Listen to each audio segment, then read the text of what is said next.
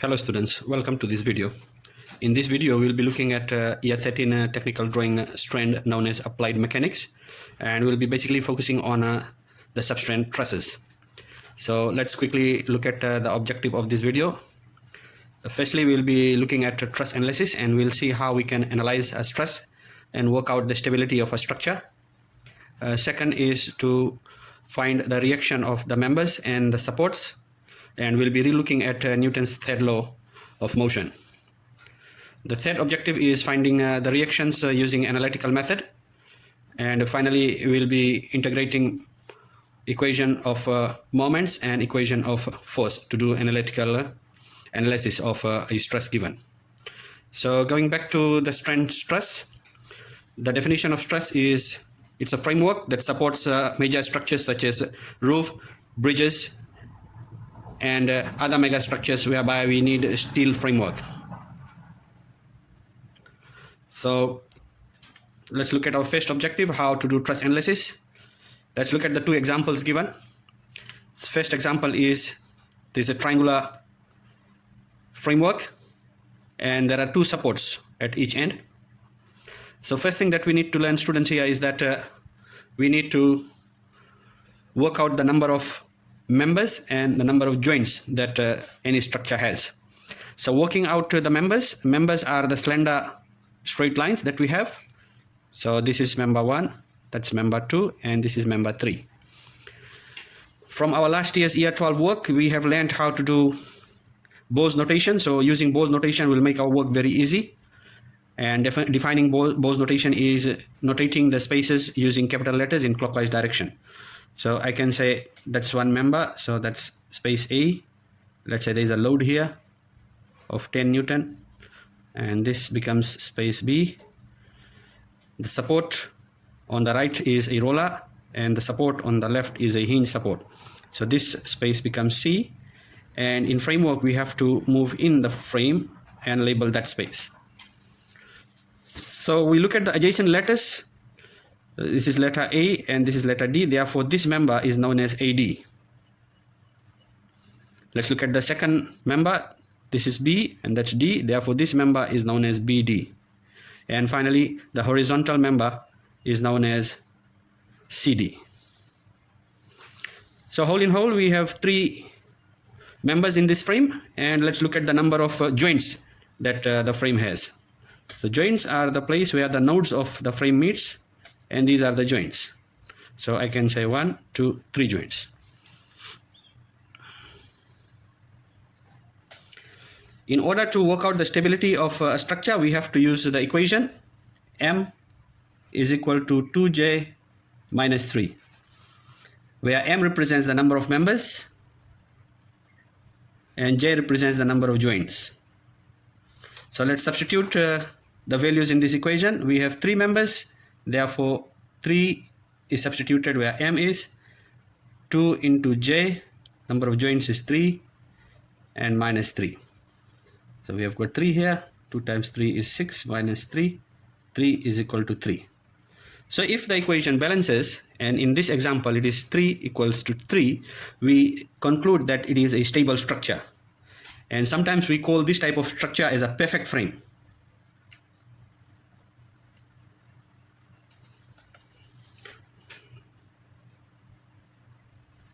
Right. So a triangle consists of 3 rigid members, and triangle is the strongest form of any structure. We can state that a triangle is a basic unit of any truss structure. Let's look at our second example. Here I have got a rectangular structure with the 2 supports. There is a hinge support on the left and a roller support on the right. So we'll do Bose notation once again. So that's A, B, C, D, and that space is E. And let's say these are the 2 forces, 5 Newton and 10 Newton force. So naming the members once again, this member is known as AE. So AE, BE, CE, and finally the last member is known as DE. Number of members altogether is 4, AE, BE, CE, DE. And the number of nodes or joints in this frame is 1, 2, 3, 4. Let's substitute these values in the equation. M is equal to 2j minus 3. Number of members is 4. 2 into number of joints is 4 minus 3. So on the left side we have got 4. 2 4s, 8 minus 3. 4 is not equal to 5. Therefore, we can say that this is an unstable structure or an imperfect frame. So to make it a perfect frame, we have to strengthen the structure by adding another member. Let's say we have added that member which I've drawn with purple color. So now the joints remains the same and the number of members has increased from 4 to 5. So if I look at the answer now, it will be 5 is equal to 5 since our members have been increased from 4 to 5. So that is how we work out whether a structure is a stable structure or unstable structure. So we have looked at truss analysis and stability of a structure. Now we'll move to the second part of our lesson, which is dealing with the reaction of members and supports. So we look at Newton's third law. Newton's third law, dear students, states that for every action there is equal and opposite reaction. So you need to go back and revise Newton's third law. And this is where we'll be using Newton's third law. So when we have external forces, there will be internal stresses.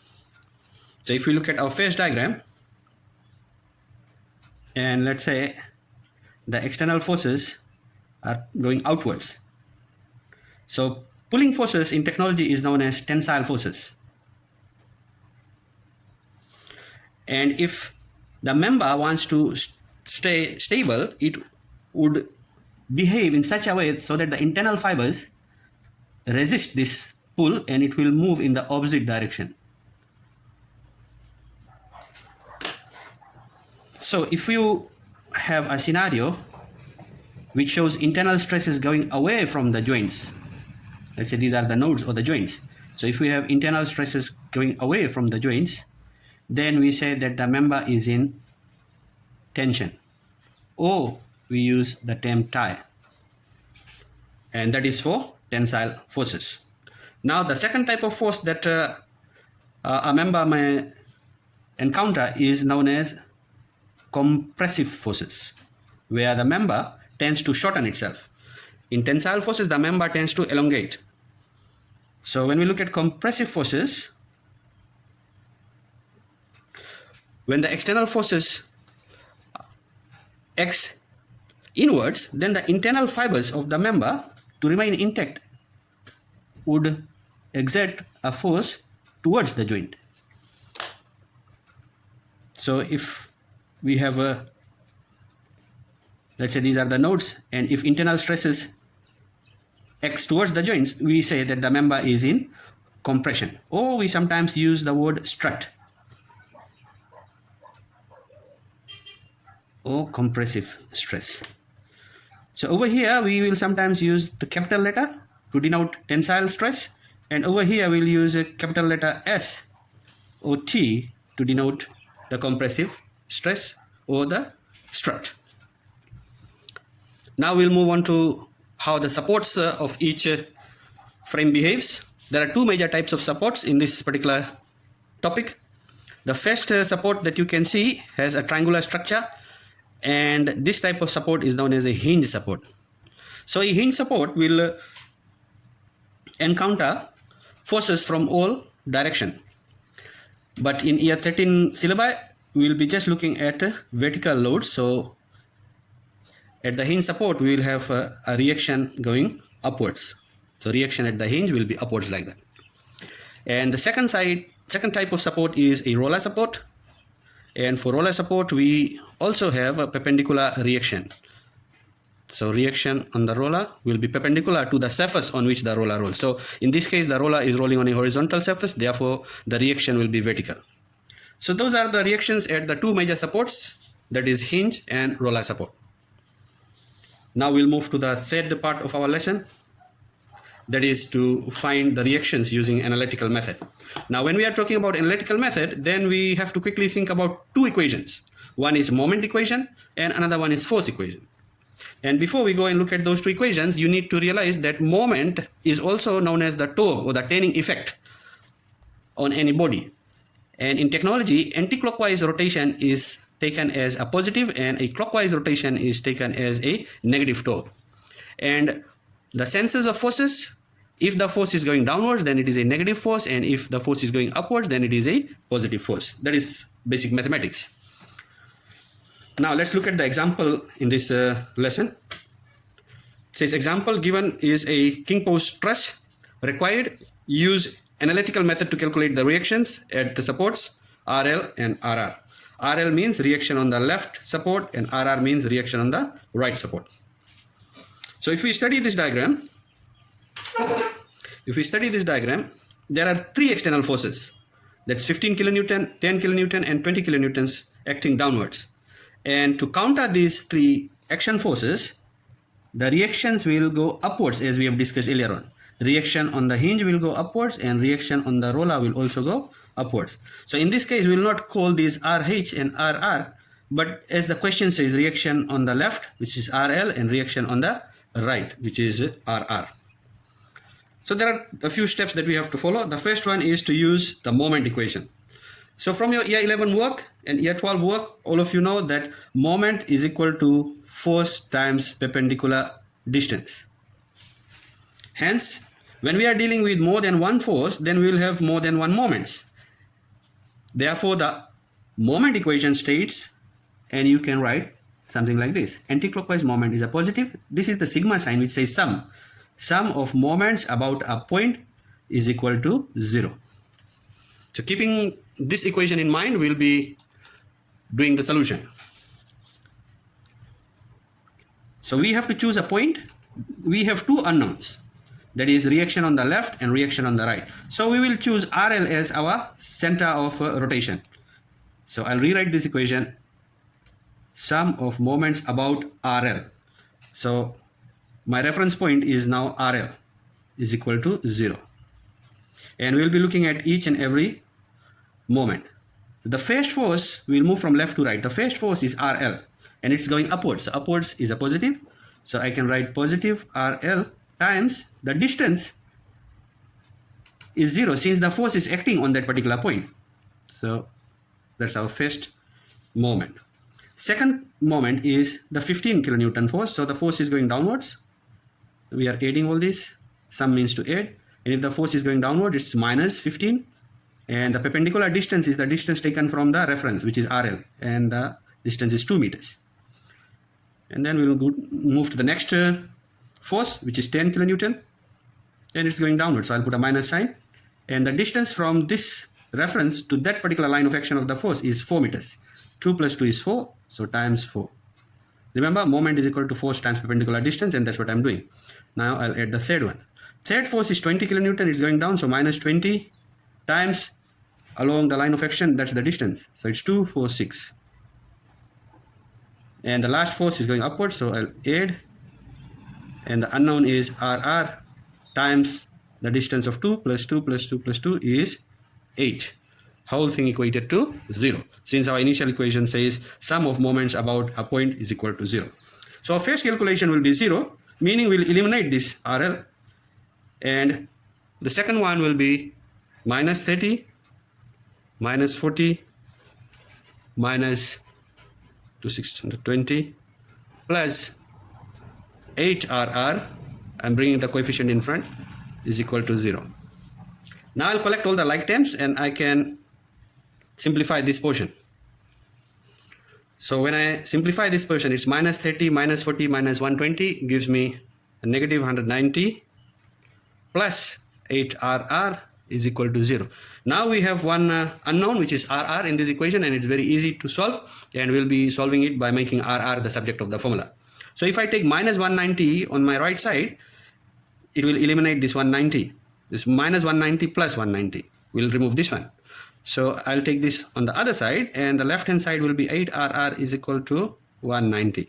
And to eliminate 8, I have to divide both sides by 8. So RR is equal to 190 divided by 8, and my final answer using the calculator would be 23.75 kilonewtons. Okay, that is how we find the reaction at the support RR. Now we'll go to the next step. That's one, and that's step 2.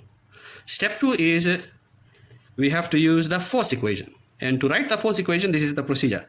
You show the force going upwards, and that's a positive sign, and write down the sigma sign. Sum of forces in y direction is equal to 0. I'll read it again. Sum of forces in y direction is equal to 0. And in this case, we will quickly look at all the forces along the y direction. And we can also put in brackets, since the truss is in equilibrium, sum of forces going upwards will be equal to sum of forces going downwards. So let's look at the sum of forces going upwards. There are two forces which are going upwards, which is RL plus RR, which should be equal to forces going downwards is 15 kilonewton plus 10 kilonewton plus 20 kilonewton. Now in this equation we have two unknowns, but in our first solution we have RR, so we'll substitute RR in this second equation. So we'll be now investigating RL. So RR will be substituted as 23.75, which is equal to the sum of these values, which is 15 plus 10 plus 20. So if I want RL to remain on this side, I will move this 23.75, and okay, in order to calculate RL, we have to take 15 plus 10 plus 20 minus 23.75. So using our calculators, we can get the answer. 15 plus 10 plus 20 plus, minus 23.75. And this gives us the value of the reaction at the left support, which is 21.25 kilonewton going upwards. The first one is also 23.75 going upwards. Now finally we can check our work, and to check our work, this is what we have to do. In order to check, we can say sum of forces going downwards is equal to sum of forces going upwards. We have discussed this earlier on. Since the beam is in equilibrium, so the action forces should be equal to the reaction forces as stated in Newton's third law. So action forces equals the reaction forces. So this is what we are trying to prove here. In order to check sum of forces going downwards, first force going downwards is 15 kilonewton, second is 10 kilonewton, and third is 20 kilonewton.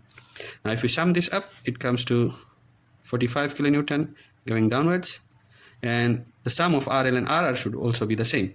So RL in our calculation here is 21.25 plus RR is 23.75, and that equates to 45 kilonewton going upwards as well. So that proves that our calculation that we have done is correct.